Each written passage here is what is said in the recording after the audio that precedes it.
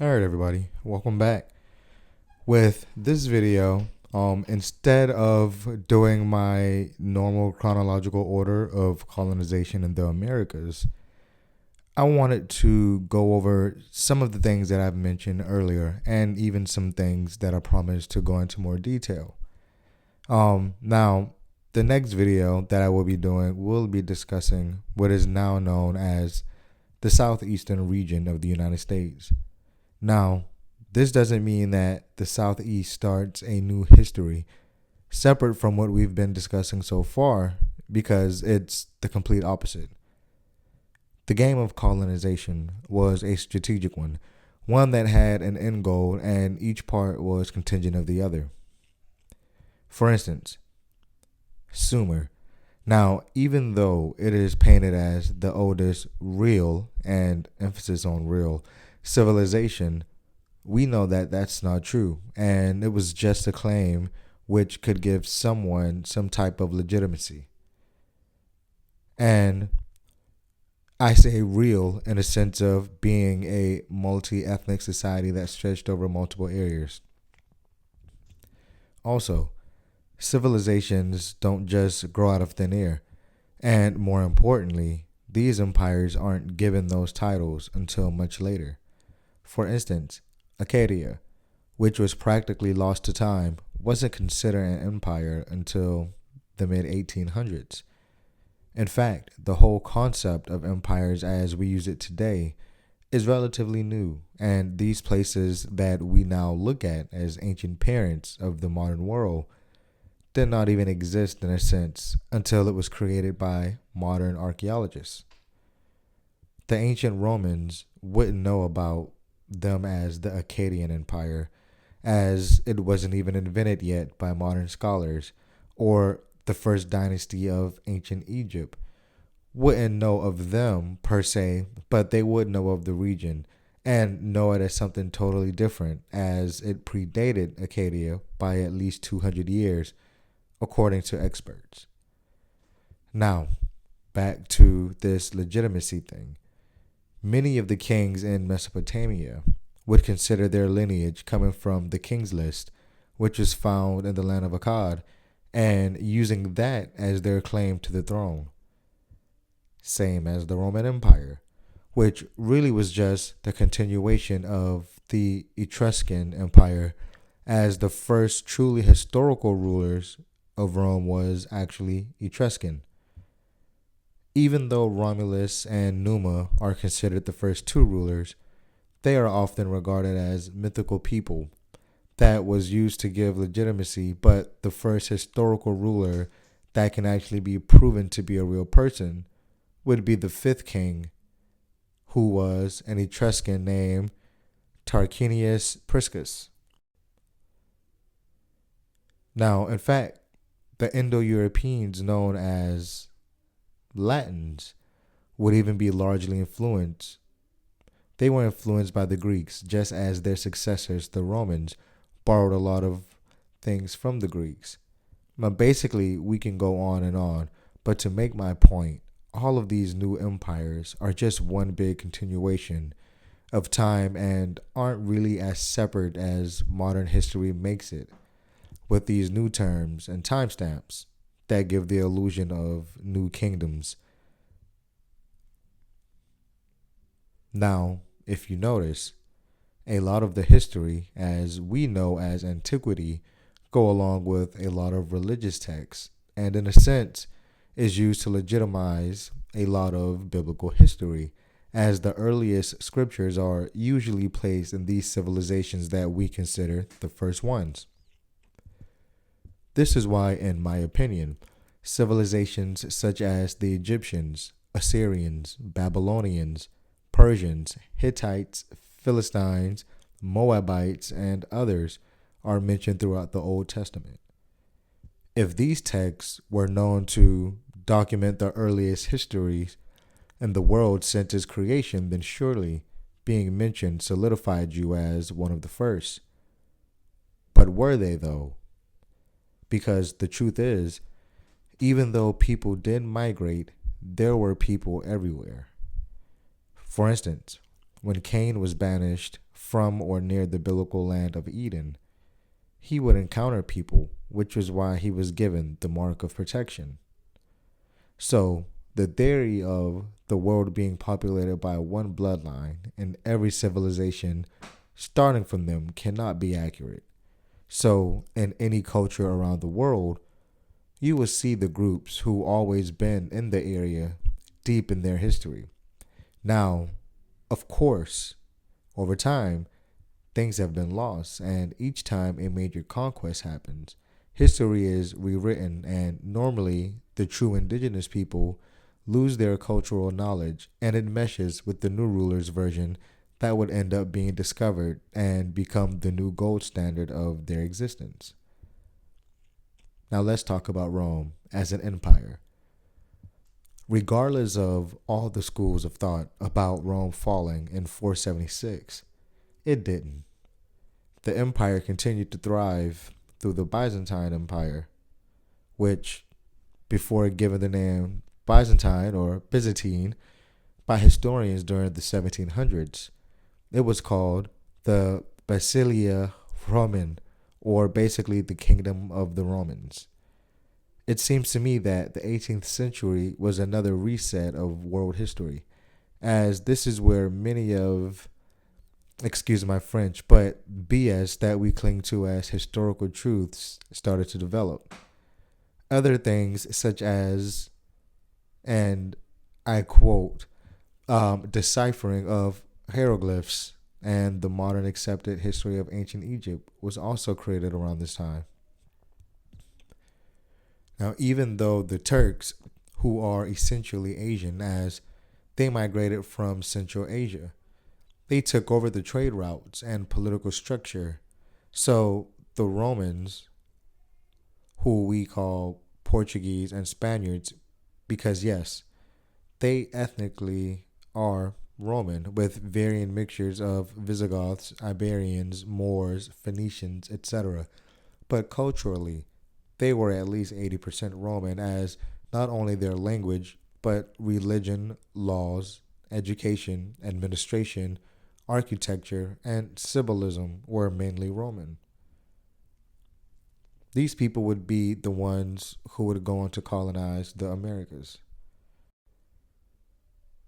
Something important happened after the shift from Western Rome to Eastern Rome.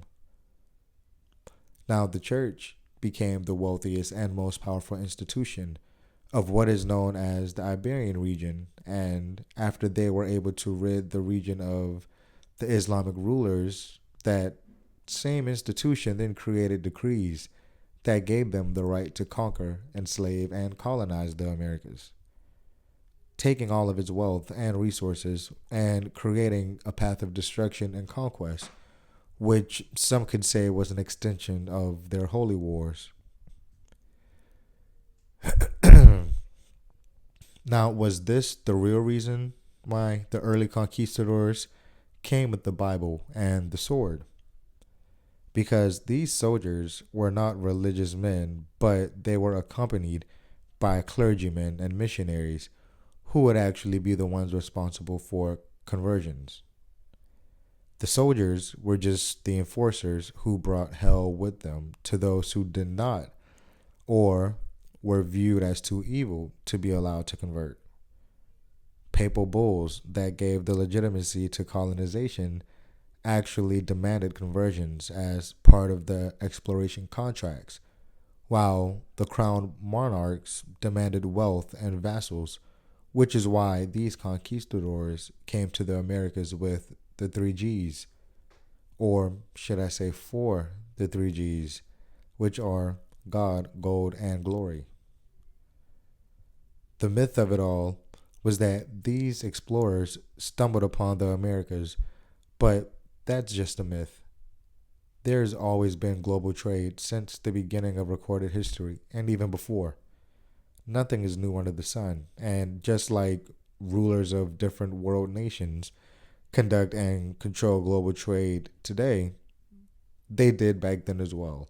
And just as the average citizen today have zero to do with the business side of it, the average citizen of those empires didn't as well, besides being a consumer of the goods, unless they were in the maritime business or a noble or elite who took part in it as a diplomat or envoy.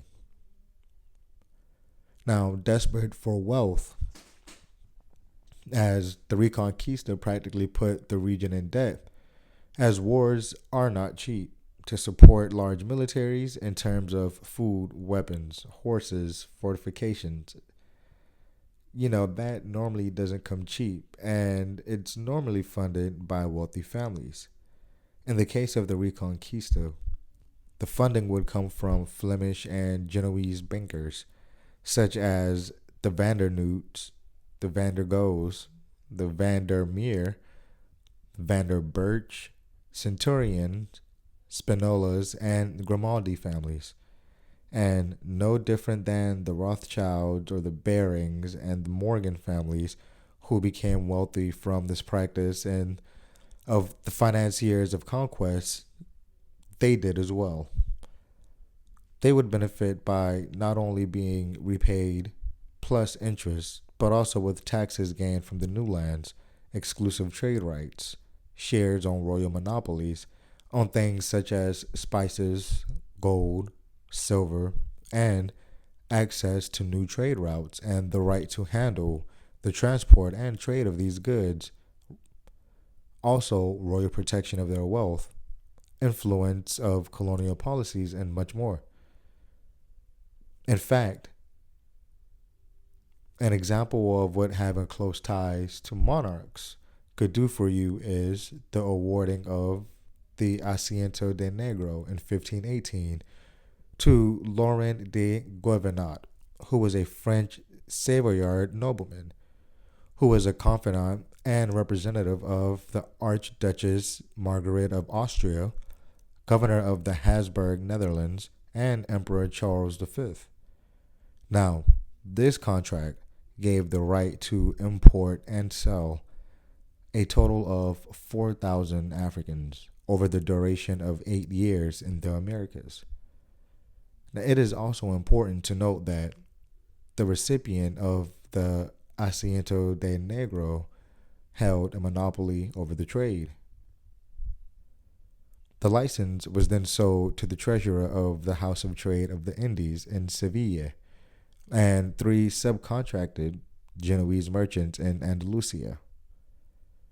The major importance of this is that all African slaves brought into the New World by way of Spain was brought to the Spanish colonies only as the license was a way for Spain to get additional laborers into their colonies in Spanish America. This also put a cap on how many that could be brought over. Now, why does Spain want to import Africans to its colony after having the indigenous population as the initial source of slaves? When you do the math, you're maxing out at 4,000 people in 8 years for all of Spain's colonies. That only comes out to about 500 max per year, but this was split over the following colonies: Hispaniola, Cuba, Jamaica, Puerto Rico, St. Vincent, parts of Panama, and Colombia. Now, clearly, 4,000 slaves split among those countries did not make the majority of the slave labor. And on all of those islands, the indigenous populations who were enslaved outnumbered the amount of Africans that were ever brought over. Another thing which will skew these numbers, because you will hear things such as there were more African slaves than indigenous slaves, and that is purely semantics and not a true picture of things, as encomiendas were not counted in the slave population. However, this was just considered forced labor of the conquered indigenous people. Now, what was the difference between a slave and a laborer who was in the encomienda system? Slaves were legal property. They could be bought and sold. They had no legal freedom, and they were mostly of African descent, according to scholars. Now, with laborers that were a part of the encomienda system, they were not property of the encomendero. They could not be bought or sold and were legally wards of the crown, had to provide labor and tribute to a Spaniard. They were supposed to receive protection and Christian instruction. They came from local indigenous populations and communities, not slave markets. Now, encomiendas were given almost exclusively to Spaniards who had either participated in conquest or were a part of the early colonization efforts. And of course, these rewards of service would come down from the crown. By 1540, all throughout the Spanish Americas, it's estimated that about 1,500 encomiendas were given. Now, each in Hispaniola, encomienda ranged from 50 to 300 laborers, and many had multiple encomiendas. The other Caribbean islands would have fewer amounts, up to 100 per encomienda. Now, these were forced laborers, which was basically slavery. Now, looking at these numbers alone, indigenous slavery for, the indigenous far surpassed the small amount of Africans that were being brought into Spanish Americas. In Mexico, however, it was common for important encomiendos to have over 1,000 native laborers and others to have up to 200. Now, as Marquis del Valle de Oaxaca, or Marquis of the Valley of Oaxaca, at his height, Cortez was said to have up to 15,000 indigenous laborers. Also, these rights would pass down through generations, even after the practice ended. In Peru, each encomienda came with about 1,500 laborers. Pizarro, however, would have up to 15,000, while his brothers and close allies had a combined 15,000, and the co-conqueror, I should say, Almagro, would have around 7,000. Now, these laborers would perform a plethora of tasks. Some were farmers and ranchers, supplying steady food supply for their masters. Some cleared land, mined silver and gold along with other minerals. Domestic services such as cooking, cleaning, or just servants in the home. You had artisans or construction workers and city planners. Many were also porters or military auxiliary for the Spaniards when fighting against other indigenous groups, or to be used as spies, translators, and interpreters. Now, on paper, the encomienda systems ended in the early 1600s. Now, that doesn't mean that the indigenous slavery was over. It just took on a new name. The repartimiento, literally just means distribution, was a crown-mandated system of forced labor for indigenous communities. Now, introduced as a reform after the encomiendo abuses that were going on, indigenous communities remained legally free, but had to provide labor for a certain amount of weeks per year for Spanish settlers, colonial projects, or mines. Labor was rotated, however, so that the burden was spread across villages rather than concentrated under one encomendero. You would also have haciendas, which were plantations, and also indigenous communities were targeted for the labor used there. Some will say, well, haciendas paid their laborers, and that's true, but so were slaves in the United States. How else were they able to save up to buy their freedom, which many slaves actually did? Not only in the U.S., but in Mexico as well, as in Mexico, it's estimated that around 20% of slaves bought their freedom. Many tribes were also shipped to other areas within the colonies and even to Europe, but the majority would actually stay within their own territories, being forced to work side by side with the African slaves that were imported. They also lived in close proximity to them, if not with them. Now, I'm no demographer, but with the indigenous populations being greater than the African populations, and the fact that mainly African males were being imported into Spanish America, if the Africans were marrying and having kids, it would be with indigenous women. And being the minority, over time, the Africans would eventually become assimilated into who they were living among. Also, from the time of conquest up until the 1800s, the different indigenous groups were in constant battles with the Spaniards, who would later become the mestizos and Criollo populations that would continue these wars against the indigenous. These different villages would be faced with either death, being sold to another region or country, or forced into servitude on their own land. The Spanish fought against the Maya, for instance, for 170 years, and within that time, those mestizos who were civilized, and big air quotes on civilized, but they fought against the indigenous.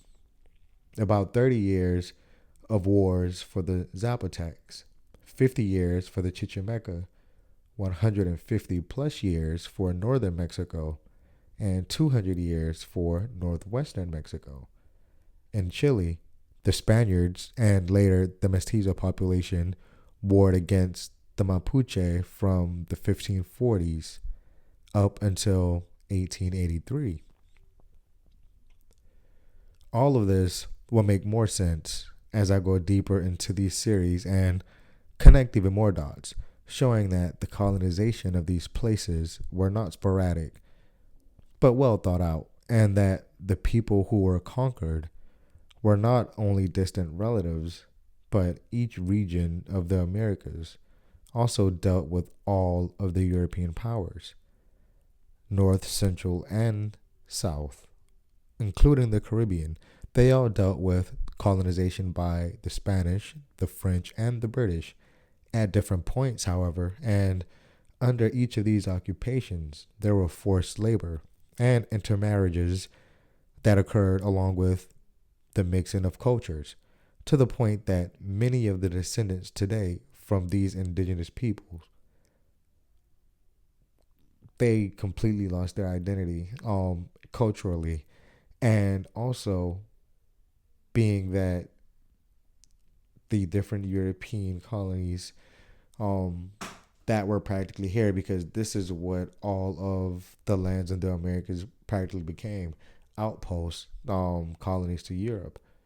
And today, a lot of the descendants of the indigenous are culturally that of those European nations. So stay tuned as I will be doing my next installment, which will focus on introducing the Southeast.